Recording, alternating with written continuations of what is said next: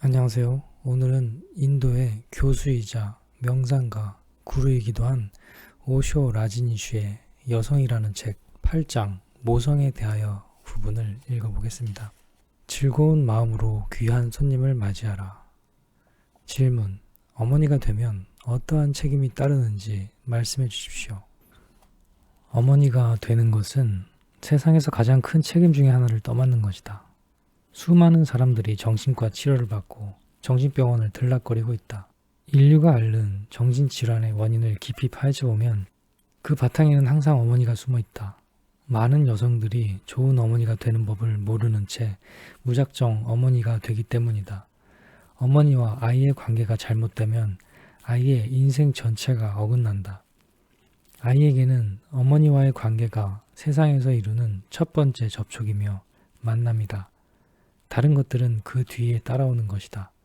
그러므로 첫 단추를 잘못 끼우면 모든 일이 어긋나 버린다.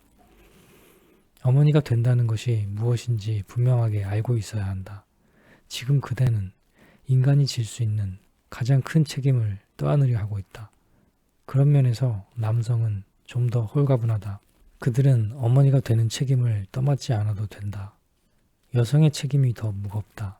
그러니 어머니가 되는 것은 좋으나 여성이라는 이유 하나만으로 당연히 어머니 될 자격이 있다고 생각하지 말라. 그것은 큰 착각이다. 어머니가 되는 것은 정교한 기술이다. 날 때부터 아는 것이 아니라 배워서 터득해야 하는 것이다. 그 기술을 배우는 것으로 시작하라. 그대에게 몇 가지 말해주고 싶다. 첫째, 아이를 그대의 소유물로 생각하지 말라. 절대로 아이를 소유하려고 하지 말라. 아이는 그대의 몸을 빌어 나왔으되 그대의 소유물이 아니다. 신이 그대를 매개체로 사용했을 뿐이지 아이는 그대의 소유물이 아니다. 아이를 사랑하되 소유하지 말라. 어머니가 아이를 소유하려고 하면 아이의 인생 전체가 파괴된다. 아이는 감옥에 갇힌 죄수처럼 된다. 이것은 그의 퍼스널리티를 파괴하고 그를 사물로 전락시키는 짓이다. 오직 사물만이 소유의 대상이다. 집을 소유하고 자동차를 소유하는 것은 좋지만 사람을 소유하려고 하지는 말라. 어머니가 될 준비를 갖추어라. 이것이 첫 번째로 알아야 할 사항이다. 아이가 태어나기에 앞서 그를 독립적인 존재로 환영할 준비가 되어 있어야 한다. 그대의 소유물이 아니라 그만의 고유한 권리를 가진 인격체로 대접할 수 있어야 한다. 두 번째로 아이를 성인을 대하듯이 하라. 절대로 아이를 아이 취급하지 말라. 깊이 존중하는 마음으로 아이를 대하라. 신이 그대를 집주인으로 선택한 것이다. 신이 손님으로서 그대 안에 들어온 것이다. 아이는 연약하고 무능력하다. 그러므로 그를 모욕하는 것은 아주 쉽다. 그는 자신을 방어할 능력이 없고 보복할 수도 없다. 그는 너무나 무기력하다. 어른을 대하듯이 아이를 깊은 존경심으로 대하라. 아이에게 그대의 생각을 주입시키려고 하지 말라. 아이에게 어떤 것도 강요하지 말라. 다만 그에게 세상을 탐험할 자유를 주라. 그가 세상을 탐험함에 있어서 더 힘을 키우도록 도와주되 결코 특정한 방향을 지시하지는 말라. 그에게 힘을 북돋아주고 안전을 보살펴라. 그에게 필요한 것은 무엇이든지 해주라. 그가 그대를 떠나서 세상 멀리까지 탐험의 길을 떠나도록 지원을 아끼지 말라. 물론 자유 안에는 잘못될 가능성도 포함된다. 아이에게 자유를 준다고 해서 그가 선한 일만 하는 것은 아니다. 어머니로서는 아주 힘든 일이 될 것이다. 자유 안에는 필연적으로 나쁜 길의 가능성과 잘못될 위험이 따른다. 그러나 아이에게 지성적이고 주의 깊게 생각할 능력을 키워주되 어떤 계율도 강요하지 말라. 계율을 강요하면 아이는 위선자가 된다. 진실로 아이를 사랑한다면 이 한 가지를 깊이 명심하라. 어떤 식으로든 아이를 강요하여 위선자가 되게 해서는 안 된다. 세 번째로 도덕률과 종교, 문화적 관습에 얽매이지 말라. 자연을 보고 배워라. 자연적인 것은 무엇이든지 옳다. 때로는 그것이 힘들고 불편하다고 해도 자연적인 것은 무엇이든지 좋다.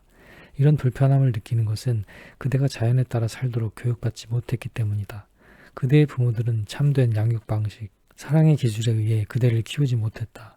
그들은 아무 생각 없이 무의식적으로 그대를 키웠다. 그러니 그대는 똑같은 실수를 반복하지 말라.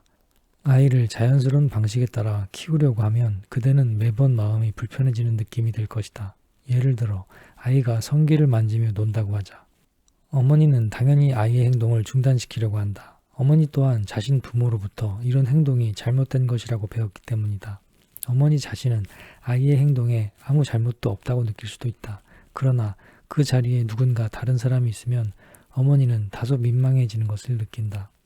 하지만 민망해하는 것은 그대의 문제이지 아이와 무관하다. 그대가 사회로부터 좋은 평판을 잃는다 해도 아이에게 간섭하지 말라. 자연스럽게 제 길을 가게 하라. 그대는 자연스럽게 하는 일을 돕기 위해 존재한다. 감독하고 지시하라고 그대가 존재하는 것이 아니다. 그대는 다만 조력자로서 존재하는 것이다. 이 세 가지를 명심하라. 그리고 명상을 시작하라. 아이가 태어나기 전에 그대는 가능한 명상 속으로 깊이 들어가야 한다. 아이를 잉태하고 있을 때에는 그대가 무엇을 하든 아이에게 전달된다. 끊임없는 진동이 아이에게 전달된다. 그대가 화를 내면 내장기관에 분노와 긴장이 형성되고 아이는 즉각 그것을 느낀다.